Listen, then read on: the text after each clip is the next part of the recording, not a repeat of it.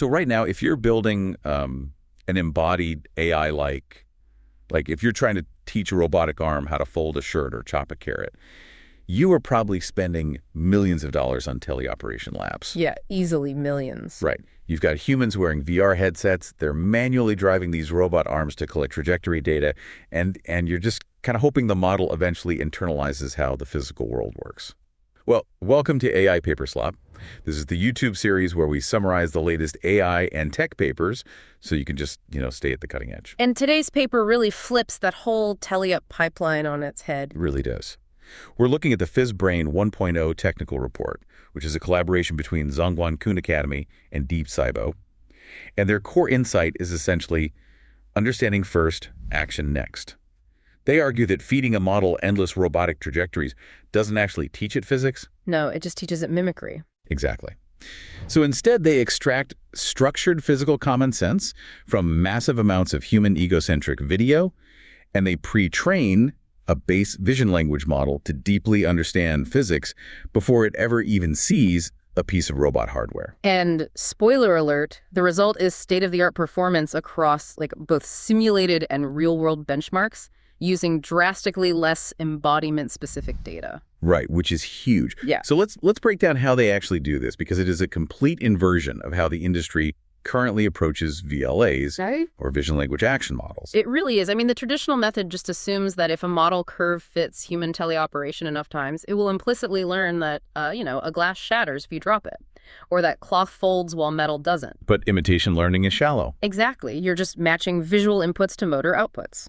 The PhysBrain team realized that to build a true foundation model for robotics, you have to explicitly teach it the underlying physical regularities of the world first. So if you're the PhysBrain team, your first hurdle is finding the right textbook to teach that physics, right?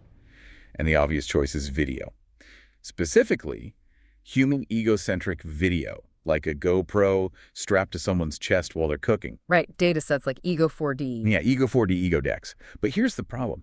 You can't just feed raw video into a generic captioner and expect a robot to learn from it. Like if you feed a clip into a standard VLM, it might output a caption saying, a person is chopping vegetables. Which is completely useless for a robotic gripper. Utterly useless. I mean, It tells you the high-level semantic event, but it gives you zero information about, the contact progression, the geometry of the knife, or the fact that a tomato will squish if you grip it too hard. Precisely. Those high-level semantics just ignore the granular physical realities you absolutely need for motor control. So to fix this, they built a data engine that functions a lot more like a compiler than a captioner. Okay, a compiler. Walk me through that. So they take these massive egocentric data sets and they use a highly constrained prompting framework to force the extraction of structured scene meta-information. And crucially, this is the important part, they enforce that the output must be strictly formatted in JSON. Which is essentially like taking raw pixel data and parsing it into an abstract syntax tree for physical reality. That is exactly how you should think about it. You're giving the system a strict architectural schema for how matter behaves. So what's actually in that schema? Their schema requires 3 explicit top-level fields for every single video clip. The first is sealements, and this doesn't just list objects in the frame. It forces the annotator model to extract material cues, surface geometry, and physical states. So it's the difference between identifying a handle versus a rigid metal handle. Exactly. Or a cloth versus a deformable wet cloth. Because, if you're a robot, the mathematical control policy for grabbing a rigid object is completely different from how you manipulate something deformable. Right, you need different force profiles. So then the second field is spatial dynamics, and this captures the initial 3D layout of the scene and documents exactly how those spatial relationships change over time. Like tracking the approach vector of the hand. Yes. The approach vector, the exact moment of contact, how the object's orientation shifts, and its displacement relative to the underlying surface. Wow. Okay, and the third field? The third field is action execution. This gives a brief semantic instruction, but then it expands it into a highly detailed trajectory and velocity profile of the human's hand. Now, extracting a highly accurate physics-dense JSON from, thousands of hours of video requires serious compute. If you just use a single small model to generate this data, you're going to end up with a data set completely bottlenecked by that specific model's reasoning limitations. Or its stylistic quirks, yeah, which is why they use a massive multimodal annotator pool. They deploy GPT-5, Gemini 3 Pro, and Qwen 3 VL235B all in tandem. So they're cross-checking the outputs. Exactly. By distributing the annotation across multiple state-of-the-art models, they prevent the dataset from collapsing into the biases of any single architecture. It makes the physical priors much more robust. Okay, that makes sense. But if we look at the raw input, like a standard 2D video from Ego 4D, Yeah. there's a glaring physical limitation here. Yeah. Regardless of how sophisticated this JSON schema is or how smart GPT-5 is, a 2D video is completely flat. Yeah, there's no depth. Right. And a robot relies on absolute metric scale to position an end effector. It needs to calculate joint angles to reach a coordinate that is, exactly 12.5 centimeters away. You can't just tell a robot arm that a mug is closer than the coffee maker. Ordinal relations just aren't enough for motor control. No, they're not. So how does the pipeline extract absolute z-axis depth from flat pixels? That right there is the exact bottleneck that makes pure video-to-text models fail in robotics. You need metrics. So to bridge that gap, PhysBrain introduces the second stage of their pipeline, which is depth-aware spatial augmentation. They take the 2D object centers that are grounded in the image, and they map them into dense depth map coordinates using a state-of-the-art estimation model. Specifically, they use the DA3 Nested Giant Large 1.1 variant of depth anything v3. Which is a bit of a mouthful of a model name. Yeah, it really is, but it's incredibly powerful. Let's unpack how that actually functions for the listener, though. Depth. Anything V3 is analyzing the 2D frame. It's looking at shading, occlusion, relative sizing, and it's mathematically retrofitting a z-axis onto the flat image, assigning a specific metric distance to every single pixel. Yes, exactly. It calculates point-wise depth estimates. And then the pipeline extracts the specific depth value for the center of each manipulated object and appends that metric data right back into the JSON record. Oh, wow. So that single step is what transitions the model's supervision from purely ordinal relations, like in front of or behind, to absolute metric depth in centimeters and meters. Right. It grounds the semantics into the physical displacement vectors that a robot needs to actually move its joints. So now we have this incredibly rich, depth-aware JSON file. But the base VLM they're training doesn't natively speak JSON. I mean, it's a language model. They have to convert this back into a format it can train on, right? Yeah. So they render all that structured data into natural language question and answer pairs. And because the underlying data is already categorized by material, spatial dynamics, and depth, they can procedurally generate QA pairs that test highly specific capability families. What kind of questions are we talking about here? We're talking about questions testing, metric distance estimation, spatial affordance, safety constraints, and even counterfactual dynamics. Like, given the deformable nature of this object, what would happen if you applied excessive downward force? And when they train the model to answer these physical reasoning questions, they don't let it just, spit out the final answer. They force it into a highly rigid four-step internal logic sequence. Yes, the forced chain of thought. Right. The output always has to follow. Perception of the environment, then perception of the object, then spatial planning, and finally action execution. Perception of environment, perception of object, spatial planning, action execution.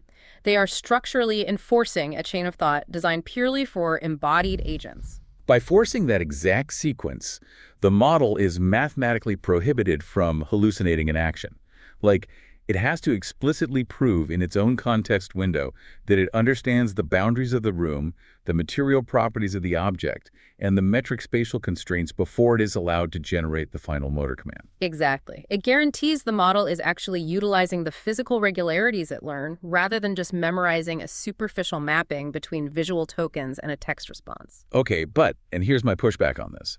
If you take a massive general-purpose vision language model, and you force its gradient updates to entirely optimize around spatial geometry, metric depth, and robotic grasping, standard neural network dynamics dictate that you are going to overwrite its general knowledge. Right, the catastrophic forgetting issue. Yeah. If it's hyper-fixated on picking up a mug, doesn't it lose its ability to perform basic optical character recognition or read a chart or just answer a general knowledge question? Catastrophic forgetting is absolutely the bane of VLA adaptation. When you fine-tune a generalist model on a highly specialized, narrow task like robot control, the new gradients bulldoze over the broad semantic representations it previously learned. But the PhysBrain team addresses this explicitly in Section 3 of the paper with a dual pathway architecture. Okay, let's break down the mechanics of that dual pathway, because you need the model to retain its broad intelligence while simultaneously learning the highly specific motor control needed for a robot arm. So they physically separate the responsibilities inside the network. First, you have the general pathway, and this is initialized from the physically informed base VLM, the one that just finished training on all those human video QA pairs we just talked about. Okay. During the final robot adaptation phase, where it actually learns the trajectories, this general pathway is completely frozen. Its weights do not change. So it's effectively taking an open book physics test, and the general pathway is the textbook. It has deep, broad knowledge about materials, OCR, reasoning. The textbook is locked. You can't rewrite the pages. Exactly. Then they introduce the embodied pathway. This is initialized from the same model, but it remains fully trainable.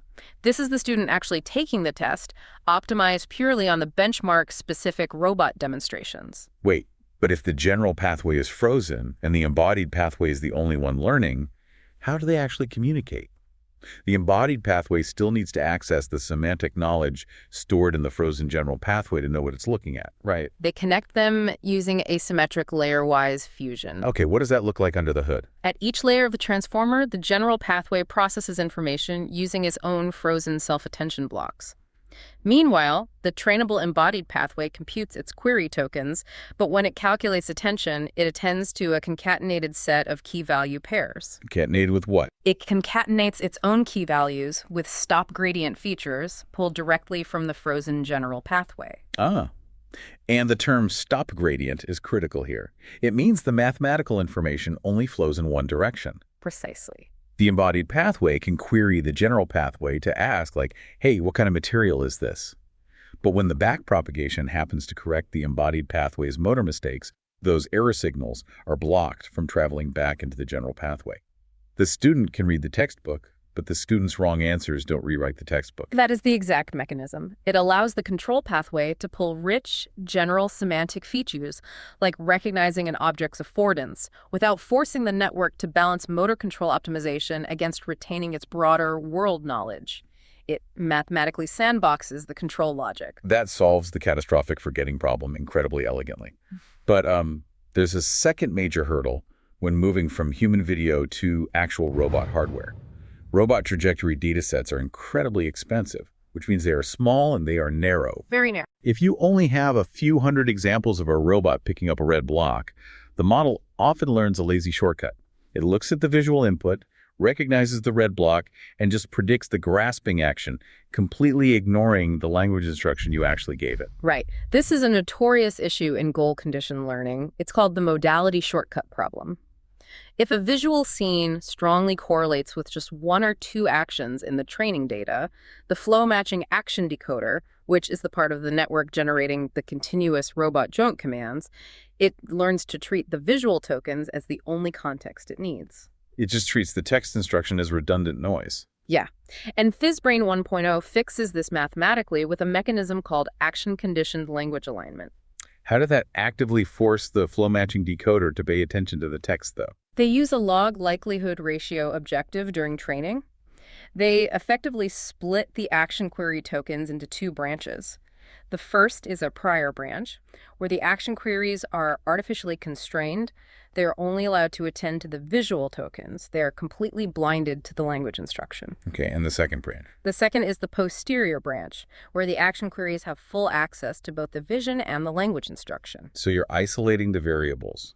You're calculating exactly what the model wants to do based purely on its visual biases, and then you're comparing that against what it wants to do when it actually reads the text command. Exactly. The objective function subtracts the vision-only probability from the vision plus language probability. It's like noise-canceling headphones for visual bias. That's a great way to put it.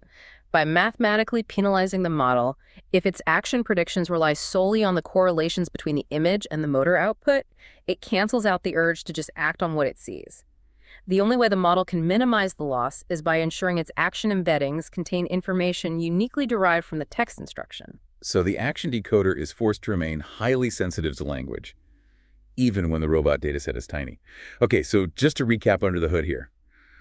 We have a pipeline acting as a physical compiler, mapping 2D video to metric depth, enforcing a physical chain of thought, using asymmetric fusion to protect general intelligence, and applying a log likelihood ratio to guarantee instruction following. It's a massive stack of innovations. It really is. But the ultimate test of any robotics paper is the empirical proof.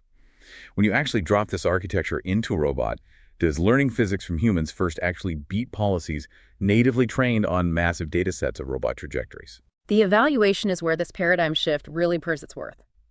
Let's look at the VLM phase first to test your concern about catastrophic forgetting.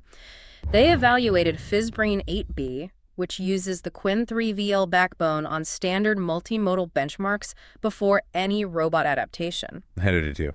On MME, MMMU, and OCR bench, PhysBrain 1.0 actually scored higher than its base model. Wait, really? Yeah. The process of training it on structured physical scene extraction didn't lobotomize its general intelligence. The spatial reasoning and material physics data actually improved its general multimodal logic. So the frozen textbook actually got smarter before they locked it. That's wild. Yeah. What happens when you test the embodied pathway in simulation? In simulation, the numbers are just stark. On simpler and Widow X, which tests out-of-domain generalization for a single arm, PhysBrain 1.0 achieved an 80.2% average success rate. Wow. And for context, that outperforms the highly regarded Pi 0.5 model by a massive 23.1 percentage points. Look, in the context of robotic benchmarks, a 23-point jump isn't an incremental tweak. That's a completely different weight class of performance. And it scales across different embodiments, too. On simpler end Google Robot, it reached 91.33%. On the heavily saturated LIBERO benchmark, using a Franca arm, it hit 98.8%. Practically maxed out. Yeah, but the real proof of the physical priors was on RoboCasa GR1. This environment uses a humanoid GR1 robot, and it tests bimanual dexterous manipulation, which requires infinitely more coordination and spatial awareness than a simple pick-and-place task. Exactly. PhysBrain 1.0 hit a 64.5% success rate across 24 complex tabletop tasks, beating the next best baseline by 10.7 points. But simulation is sterile, right? Friction is perfectly calculated, lighting doesn't change, and you don't have sensor noise. Did they actually deploy this on physical hardware in the real world? They did. They deployed it on a physical Franca Research 3-arm equipped with a robotic 2F85 parallel jaw gripper. And the task they focused on for their real-world evaluation was picking up various vegetables from a tabletop. Okay, I have to ask. If you were building a highly advanced VLA, why focus the real-world hardware test on vegetables? Well, think about the physics involved. If you test a robot on industrial 3D printed blocks, the physical properties are totally uniform. The surfaces are flat, the friction coefficient is predictable, and the material is rigid. Vegetables are the ultimate stress test of the exact physical common sense PhysBrain 1.0 was designed to learn. Because they're unpredictable. Right. You have irregular geometry, like a crooked carrot. You have extremely smooth, slippery surfaces, like an eggplant. And critically, you have high deformability, like a wet leaf of Chinese cabbage. Ah, that makes perfect sense. Because a standard imitation learning policy that doesn't understand materials will try to close its gripper on a cabbage leaf with the exact same force profile it uses for our plastic block. And it will either completely crush the leaf, or the leaf will just slip out. Exactly. But a model that explicitly learned the difference between deformable and rigid from human video will plan a totally different grasping strategy. The vegetables test the priors. So how did it do against the baselines? Against Pi 0.5, which again is pre-trained on massive amounts of native robot trajectory data. PhysBrain 1.0 completely dominated. On single object grasping across these complex materials, its success rate jumped from 47.1% to 63.3%. That is a 16.2 percentage point gain on actual physical hardware. That's massive. Yeah. And did they test semantic reasoning alongside the grasping? Like, can it understand a complex instruction while dealing with the physics? Yes, through long horizon tasks, they gave the robot instructions like, put all the green vegetables in the basket. Oh, that's tough. Yeah, to succeed, the model has to visually categorize the green vegetables like the cucumber and lettuce, ignore the orange carrots, spatially plan a sequence of grasps for differently shaped objects, and execute them consecutively without dropping anything. PhysBrain 1.0 improved the success rate on these long horizon semantic tasks from 31% to 45%. Wow. You know, if you're an ML engineer looking at these results, the takeaway here fundamentally challenges the current scaling laws in robotics. The PhysBrain 1.0 architecture essentially proves that teaching a model deep physical common sense by compiling human video into structured spatial, metric, and material data is vastly superior to just brute-forcing imitation learning on expensive robot trajectories. You build a physically grounded intelligence first, freeze that knowledge, and then train the motor control. It really is the understanding first, action next philosophy validated in hardware. And if we pull back to look at the industry as a whole, it leaves you with a profound implication for where robotic foundation models are heading. Right now, companies are betting that the only way to achieve general-purpose robotics is to spend exorbitant amounts of money building teleoperation facilities, paying humans to collect platform-specific data. But if you can decouple deep physical common sense, things like friction, material deformation, metric distance, and spatial planning from the robot's embodiment entirely, and learn it purely from human video, Then the ultimate scaling law for robotics won't be constrained by how many robot arms you can afford to put in a lab. The path to robotic AGI might just rely on scraping billions of hours of footage from GoPros strapped to humans as they go about doing everyday chores, learning the physics of the world simply by watching us live in it. a completely different avenue to scale. That is something to think about. Well, that wraps up our analysis of the PhysBrain 1.0 technical report. Thanks for joining us on AI Paper Slop, and we'll catch you on the next one.